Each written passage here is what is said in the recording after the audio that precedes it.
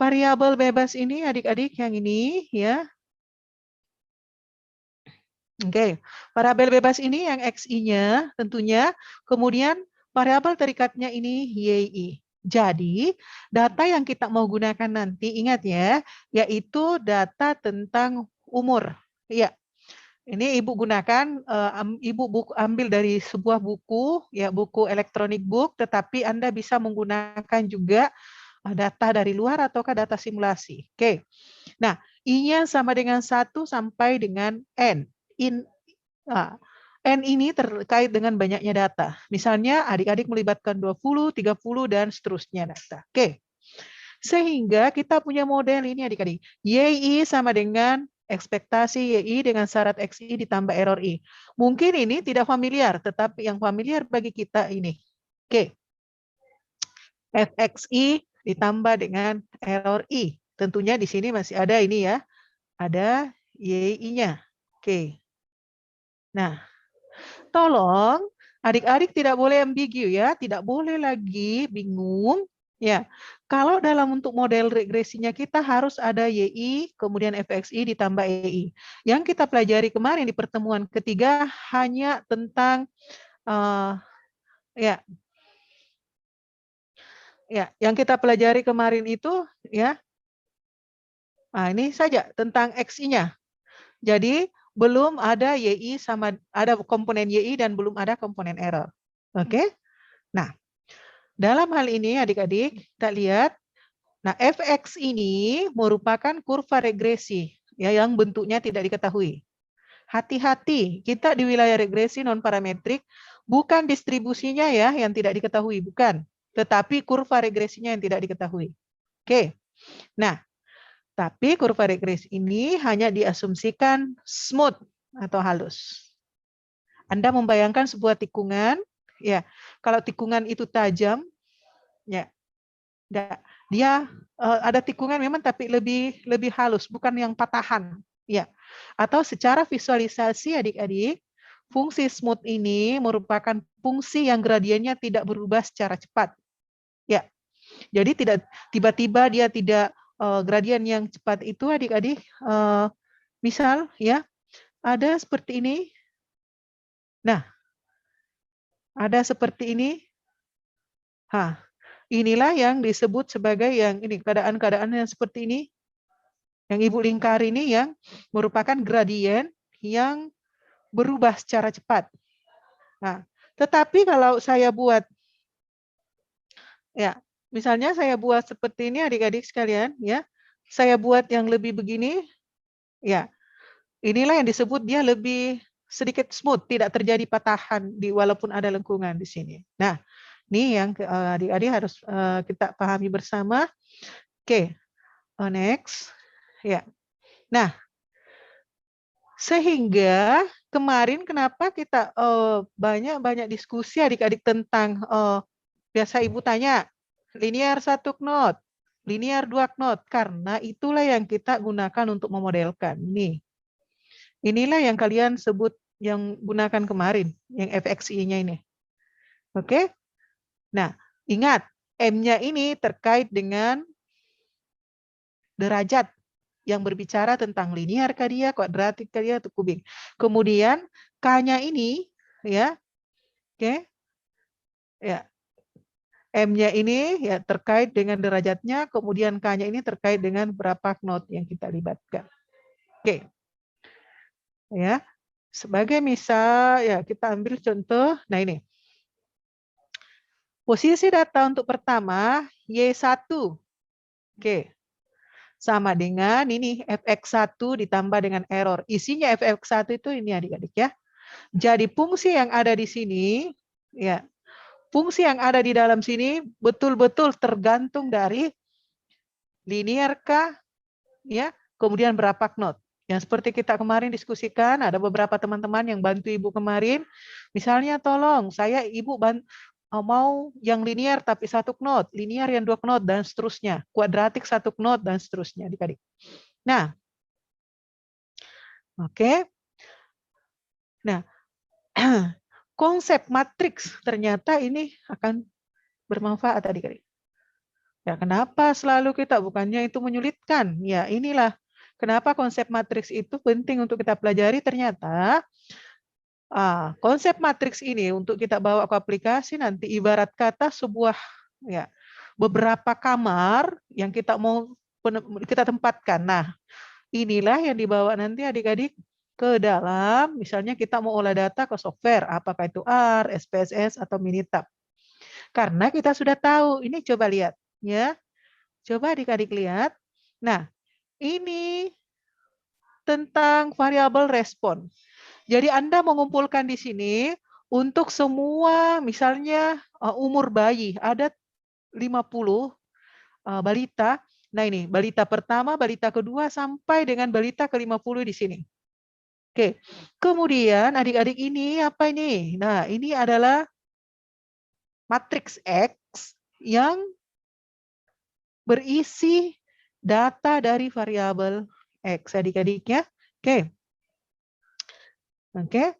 Nah, yang menarik adalah ya, berapa banyak yang ukuran yang kita libatkan sini tergantung.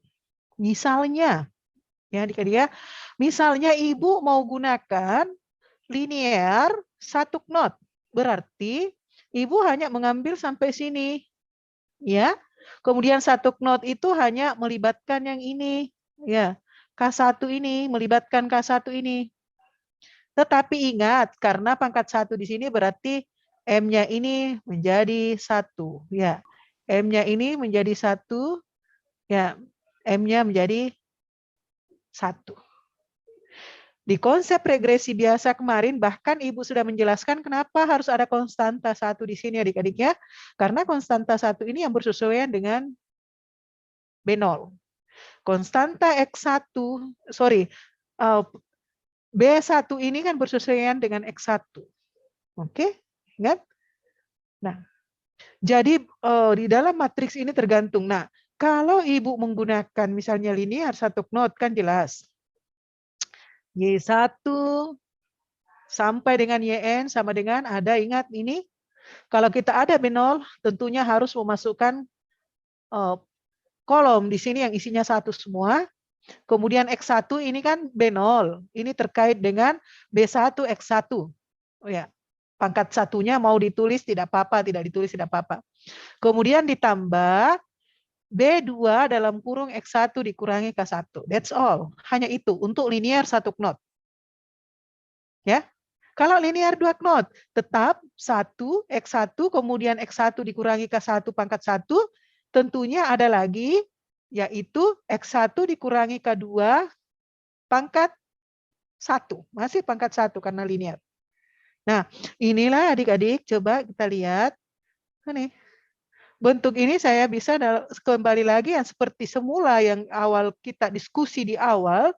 Nah, nih Y sama dengan X beta ditambah error. Sama. Hanya yang membedakan isinya X ini. Isi X coba kita lihat di pertemuan materi kita di pertemuan pertama atau pertemuan kedua. X itu, komponen X itu sama persis. Hanya tidak ada yang komponen ini. X1 dikurangi K, X2 kurangi K. Oke? Ya. Hati-hati ya.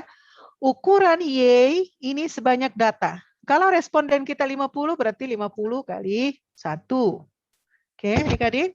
Nah, kalau sama dengan ini, ya, berarti barisnya itu sebanyak 50. Nah, bagaimana kan B0, B1? Hati-hati, ini tidak sebanyak 50 karena dia bukan responden adik-adik ya, tetapi ini menyesuaikan dengan berapa banyak X koefisien di sini dilibatkan. Ya. Kalau N-nya ini, errornya tentunya dengan N. Oke. Nah, ini dia. Oke. Jadi, Y isinya variabel respon, error ini, beta isinya ini, dan X. Oke. Sekali lagi, matriks X isinya ini, tetapi hati-hati karena di sini ada memuat ya untuk akomodasi tentang komponen knotnya. Ya, ingat selalu bersesuaian dengan pangkat di sini ya. Sorry adik-adiknya, kalau di sini berarti M ini. Karena sama. Pangkat M di sini sama juga yang digunakan di sini. Oke. Oke. Nah, sekarang kita coba masuk di bagaimana sama dengan konsep kemarin, bagaimana untuk kita estimasi parameter. Ya. Ya, Prof. Ya, print. Oke. Nah, ini adik-adik coba kita lihat. Ibu memberi nama di sini univariable, ya. Univariable sama saja ya dengan maksudnya di sini kita menggunakan satu variabel, ya. Satu variabel bebas. Jadi data nanti yang kalian akan ambil ya hanya satu variabel bebas, adik-adik ya. Oke. Nah, pertemuan sebelumnya ya di regresi biasa kita sudah memberikan konsep dasar pemikiran dengan metode ordinary least square atau OLS. Nah, ordinary least square ini adik-adik ya, walaupun kita tidak mengetahui distribusi ya, yang sudah kita bahas di awal, ya, yang ada errornya yang kita uraikan ya, ingat ya, errornya yang kita uraikan. Ya, di pangkat 2 kan cuma karena kita bekerja di matriks jadi lebih mudah sampai dengan menurunkan secara parsial terhadap parameter, kemudian ketemu ya. Ya, kita ketemu kemarin, Ibu ingat. Nah, ini dia. Kita ketemu kemarin, sorry. Ya. Kita ketemunya kemarin itu adalah penduganya itu adalah beta topi sama dengan X transpose X ya dalam kurung inverse ya kemudian dikali X transpose Y. Nah, ini juga adik-adik yang kita akan dapatkan nanti tentunya. Ya. Oke. Ya. Sama dengan metode. Jadi kenapa Ibu gunakan maksimum? Kita gunakan metode maksimum likelihood ini karena sudah kita gunakan metode OLS kemarin adik-adik ya. Nah, ini mohon maaf gambarnya Ibu pecah di sini ya karena Ibu perbesar. Oke. Jadi sekali lagi di sini variabel bebas, kemudian ini fungsinya ya tergantung kita mau gunakan linear kuadratik dengan kombinasi knot-nya. Kemudian ini adalah error. Nah, adik-adik sekalian harus ingat ya. Nah, ini jangan sampai kita salah memahami ya bahwa di regresi ya kajian kita untuk saat ini adik-adik kuliah kita ini regresi non parametrik. Sekali lagi bukan distribusinya yang tidak diketahui ya, ingat, bukan distribusi yang tidak diketahui tetapi bentuk kurva ya. Kurvanya yang tidak diketahui. Nah, lihat di sini errornya ini itu diasumsikan berdistribusi ini. I pertama identik, I kedua independen. Distribusi normal dengan min 0 dan varian sigma kuadrat. Ya, jadi rata-rata dari min dari error ini adalah 0 dan sigma kuadrat. Oke, adik-adik, Mbak diperhatikan. Oke, sebenarnya ya mengestimasi parameter beta 0 nanti kan adik-adik menghitung dengan chauffeur ya. Kita gunakan R. Nah, hanya penting kalian juga tahu karena kalian statistika ya. Oke, statistikawan ya, tentunya tahu juga ini adik-adik. Yang kemarin ya di pertemuan sebelumnya kalian sudah diperlihatkan untuk sedikit konsep untuk LS. Nah, sekarang apa yang dikerjakan di maksimum likelihood ini untuk mengestimasi parameter nanti ketika kita ada data? Nah, yang pertama fungsi distribusi probabilitas. Nah, informasi apa yang dari mana informasi yang saya dapatkan untuk fungsi distribusi probabilitas? Ingat, tadi error itu diasumsikan berdistribusi normal. Nah, adik-adik nih. Ya. Apa yang ada di sini? Ini kan distribusi. Kalian ingat di statistik dasar ya, macam-macam distribusi yang kita pelajari ya. Distribusi diskrit, ada Poisson, ada binomial, hipergeometrik. Distribusi kontinu salah satunya ini adik-adik yang banyak digunakan adalah distribusi normal atau distribusi Gaussian. Ya, ada distribusi F, ada distribusi chi-square. Nah, ini coba kita lihat adik-adik. Bentuknya ini distribusi normal. Coba dibuka kembali statistik dasar. Ya, kemarin kita ada di bukunya Prof. Ini 1/(-2). Ya, ini model dari inilah fungsi distribusi probabilitas. Oke? Ya. Karena ini adalah independen, tentunya adik-adik nih kita mencari fungsi likelihood. Likelihood juga kalian harus familiar dengan fungsi likelihood. Oke, Ibu coba tuliskan di sini. Kalau penjumlahan berulang, Ibu tulis seperti ini, sigma I sama dengan 1 sampai N. Ini sum, jumlahan. Nah, kalau fungsi likelihood di sini adik-adik adalah perkalian berulang. Nih, coba lihat. Perkalian berulang ini adalah fungsi dari error pertama dikali fungsi error kedua sampai dengan fungsi dari error ke N.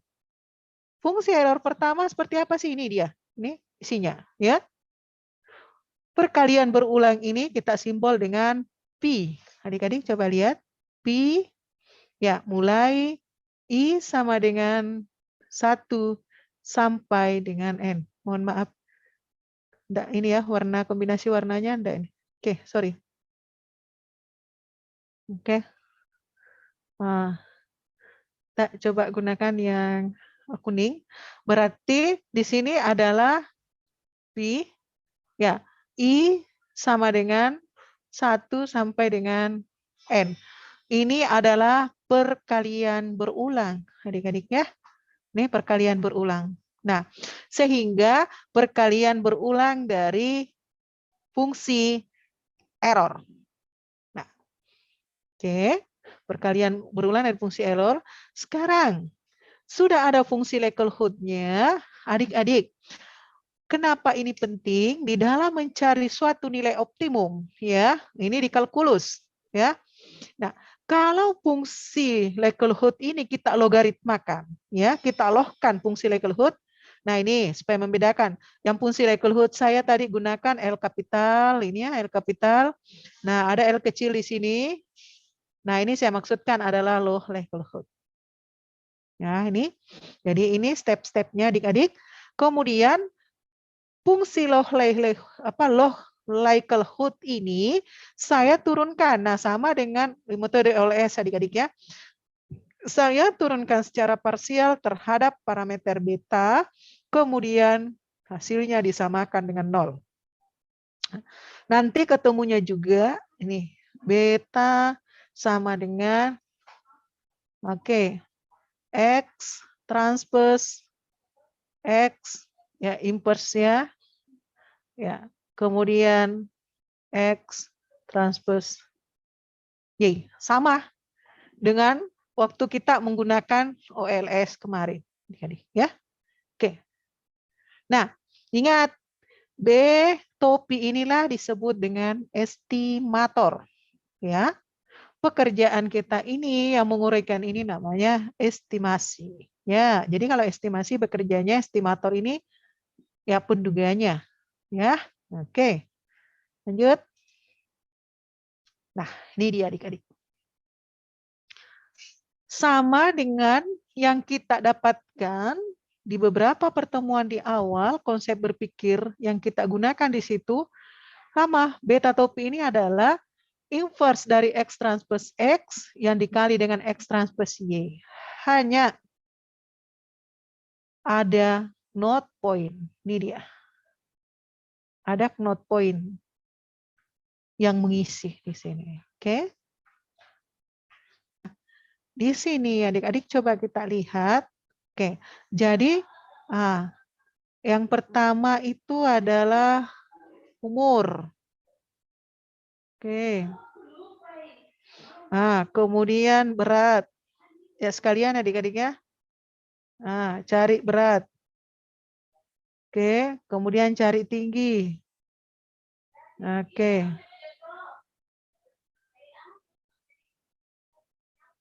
Oke, jadi yang kalian cari nanti adik-adik adalah umur untuk Y-nya, berat, dan tinggi. Hanya satu variabel nanti, jadi rasio yang kita gunakan di sini dia, R itu rasio nanti adalah B per T. Data yang memuat perubahan pola perilaku pada X sama dengan X0.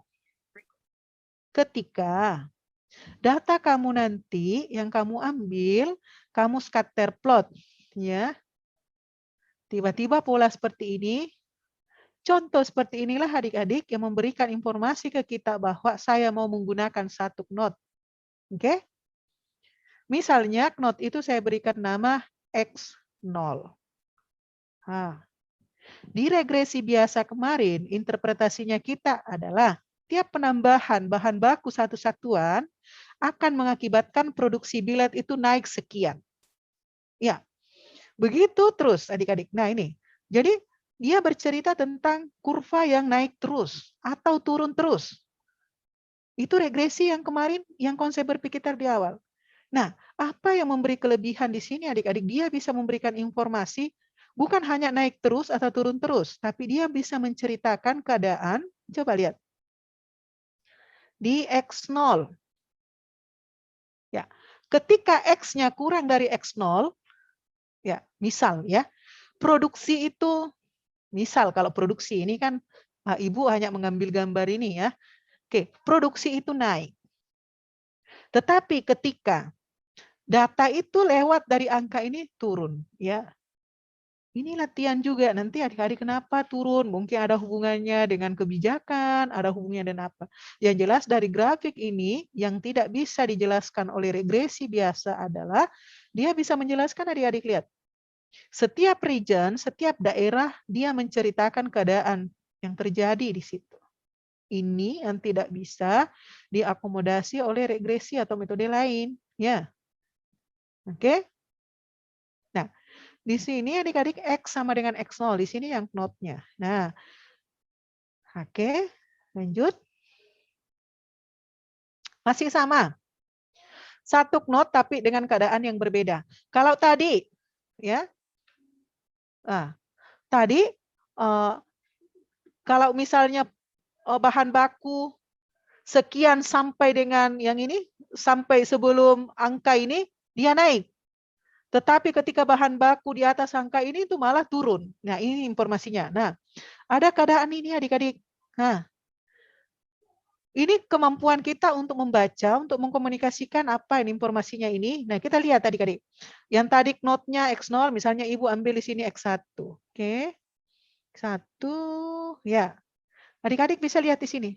Nah, keadaan yang di sini memang dia naik. Ya, informasi apa yang bisa kita sampaikan di sini adik-adik kalau ada fenomena seperti ini dari data kita ya. Ingat, horizontalnya ini adalah X, vertikalnya ini adalah Y, variabel bebas. Ya, sometimes kita menuliskan fx dalam fungsi. Oke. Ini coba kita lihat. Ketika data itu kurang dari X1, X1 kan ada angka tertentu nanti adik-adik ya. Ternyata kenaikan produksi itu nih naiknya sangat naiknya itu sangat cepat dan tinggi dibandingkan dengan misalnya ini sudah data X-nya itu sudah di atas X1. Dia naik, tetap naik adik-adik tapi dia naiknya perlahan. Coba lihat, ini dia naiknya landai. Beda dengan yang sebelumnya tiba-tiba ini naiknya tinggi. Nah, informasi-informasi ini deh yang diakomodasi oleh knot point yang ada di sini. Jadi dia bisa menggabungkan dua informasi pada keadaan di mana data berubah. Ada perubahan perilaku di situ adik-adik. Ada perubahan keadaan data. Nah, jadi dua ya sama-sama menggunakan satu knot tetapi dengan keadaan cara menginterpretasi yang berbeda. Nah, ini data yang memuat perubahan pola perilaku untuk X sama dengan X1. Ya, maksudnya knotnya ini jatuh di X1. Oke. Jadi dua. Coba lihat. Nah, ini dia. Oke. Sangat jelas di sini kenapa kita menyebutnya dua. Karena kita curiga ada keadaan yang berubah.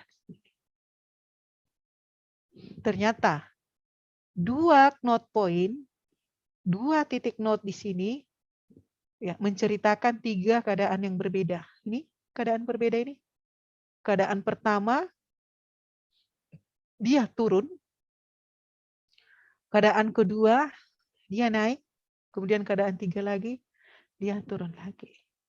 Informasi itu yang dia berikan ke kita. Ya, gambar di bawah juga sama, 2 knot tetapi dengan keadaan yang berbeda. Kalau di atas turun, kemudian setelah X-nya sekian sampai sekian mengalami kenaikan, kemudian setelah X-nya melebihi angka sekian, dia turun kembali. Ya. Tetapi di sini di gambar ini lain lagi ya, namanya dengan data yang menjadi apa namanya adik-adik? Ya, data keadaan yang data sebenarnya coba kita lihat. Di sini naiknya cepat sekali nih. Oke. Region pertama ini, daerah pertama ini, keadaan pertama ini naiknya cepat sekali. Tiba-tiba dia turun, tapi turunnya masih perlahan. Ketika melewati ambang batas, misalnya ada titik di sini yang kita sebut sebagai X4, titik berapapun nanti tergantung data real, tiba-tiba dia jatuh turun. Oke, dia jatuh turun keadaannya.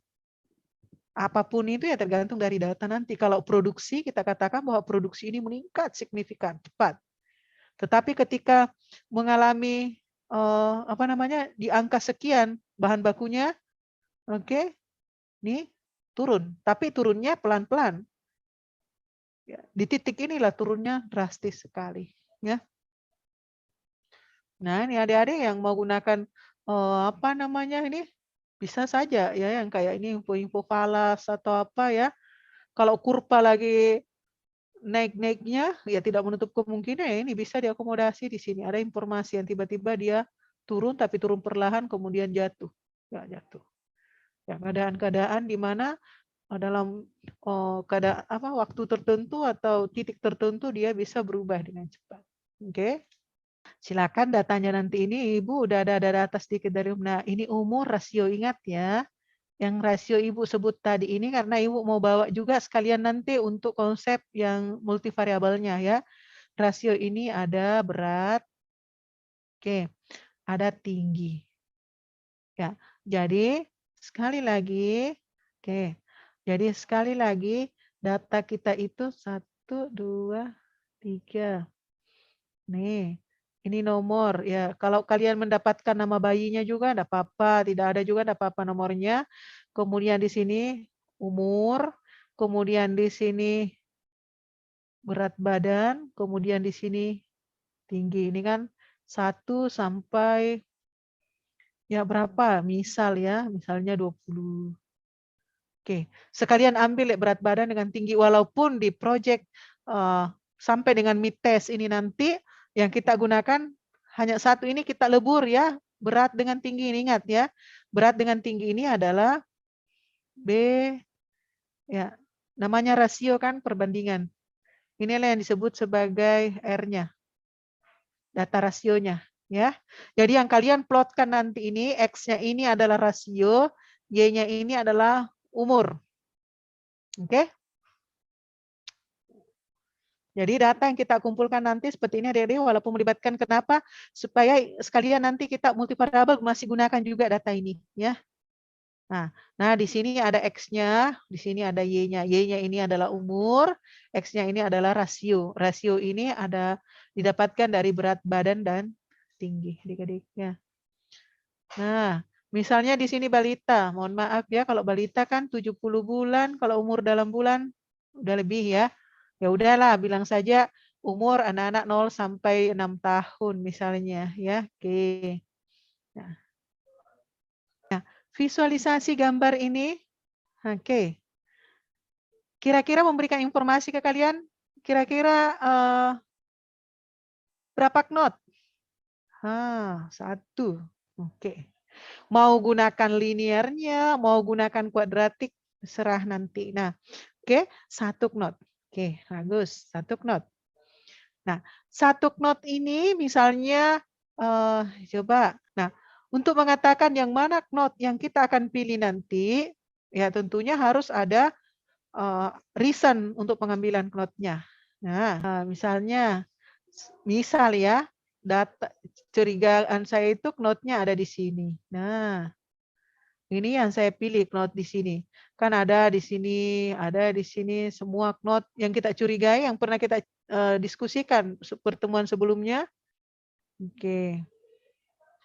Ini penting adik-adik, jadi ada semua angkanya di sini. Ya. Oke. Nah, Ibu sarankan untuk kalian membuat seperti ini, tabel titik not yang dicurigai GCP-nya. Ya.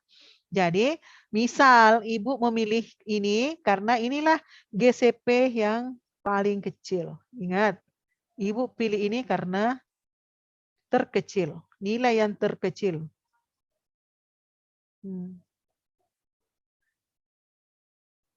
Ya. Oke, terkecil. Inilah yang disebut sebagai optimum, ya. Nah, knot yang terpilih inilah yang optimum yang kita masukkan ke model penduga kita. Oke. Nah, nih balik lagi adik-adik. Jadi data yang kalian ambil nanti kemudian kalian scatter plot, lihat berapa knot yang dibutuhkan. Kuadratik 1 knot. Kenapa kuadratik 1 knot? Anda bisa melihat pangkat tertinggi adalah 2 dan hanya 1 knotnya yaitu X0. Oke. Nah, ini dia. Oke. Jadi ketika Anda mengumpulkan data nanti adik-adik, mau disusun di Excel, silahkan. Mau disusun di SPSS, silahkan. Jadi kalau mau ke R, biasanya kan disusun di Excel dulu dengan ekstensi atau format CSV. Ya. Jadi di sini, pastikan di sini kan kita, nah ini juga bisa kalau di sintaksnya kan tidak perlu ada seperti ini. Ya. Tapi kalau mau misalnya tidak ada package-nya atau apa, langsung menggunakan rumus. Nah, ini kelebihannya di R juga adik-adik. Nah, di sini ada kolom yang memang melibatkan, kolomnya itu berisi satu semua, yang ukurannya sebanyak dengan jumlah data. Oke, 0,5, 1,5, 71,5. Nih, data kita. Oke. Kemudian ada data X, kemudian ini dipangkatkan. Oke. Ini kan pangkat 2. Kemudian ini adalah notnya. Ya, ingat ini adalah notnya. Oke, jadi ada data real, kita scatter plot, kemudian kita di situ memberikan semacam penjelasan reason, kira-kira kita menggunakan kuadratik kah, 1 knot, linear kah, ya. Tentang, jadi sekali lagi bagaimana kita mengkombinasikan antara M dan K. Ada 1, 2, 3, ada 1, 2, 3. Bukan hanya 1, 2, 3 saja, lebih dari itu. Cuma ini adik-adik kan cukup, tidak mungkin semuanya kita cover. Untuk dianalisis ini, untuk datanya nanti, paling banter Ibu akan nanti menggunakan ini saja. Ya. Ya, untuk kubik, bolehlah, tapi cukup ini kalian sudah paham. Mungkin dia linear, kemudian dia knotnya 1, 2. Atau sebaliknya, ya.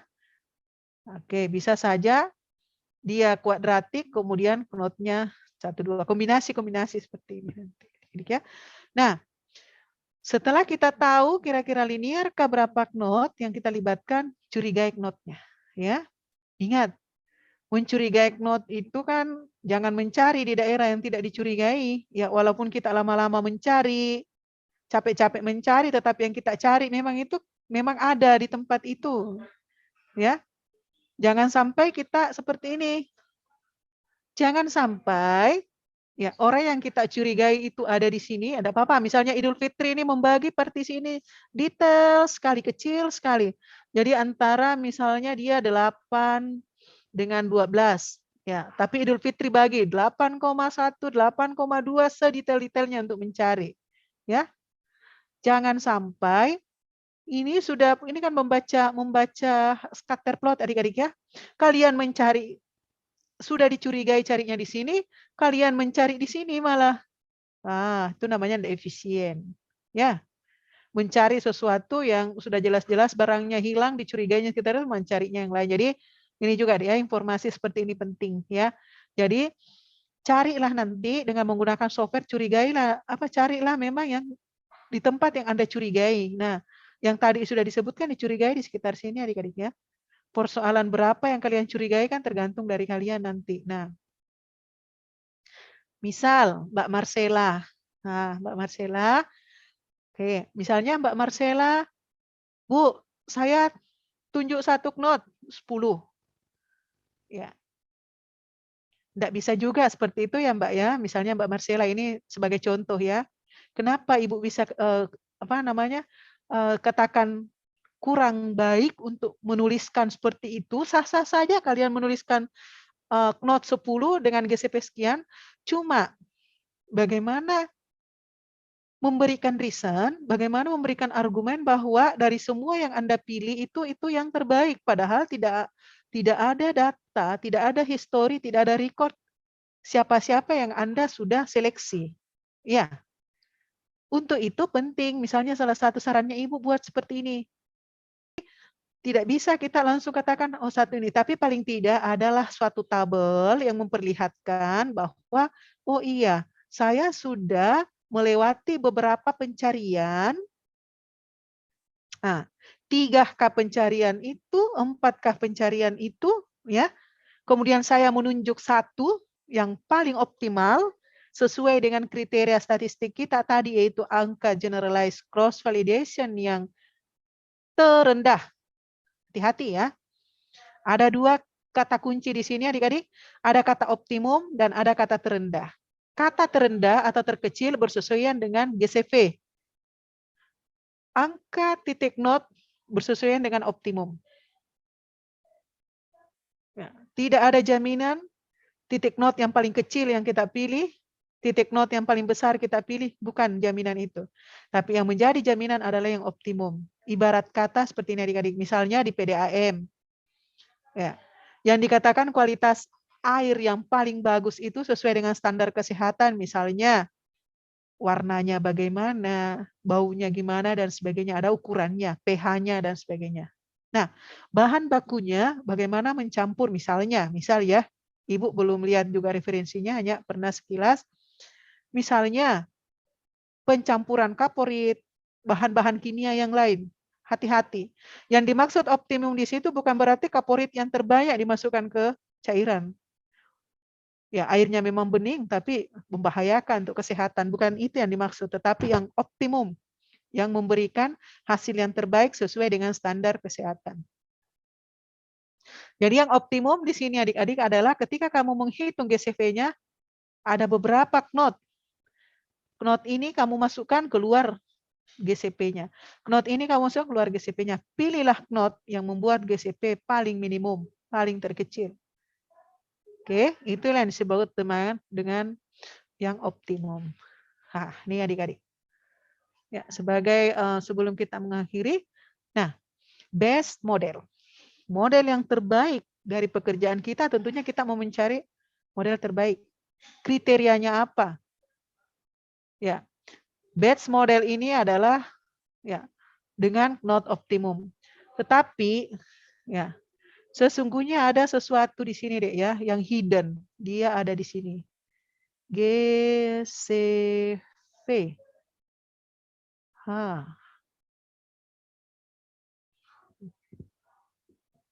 Oke. Ini nilai GCP yang paling kecil inilah yang memberikan ya informasi ke kita bahwa saya mendapatkan titik knot optimum. Jadi memang model terbaik ini dari knot optimum, tetapi dari GCP ini, ya nilainya GCP. Nah seperti ini adik-adik. Jadi data yang kita kumpulkan nanti akan kita break menjadi beberapa potong.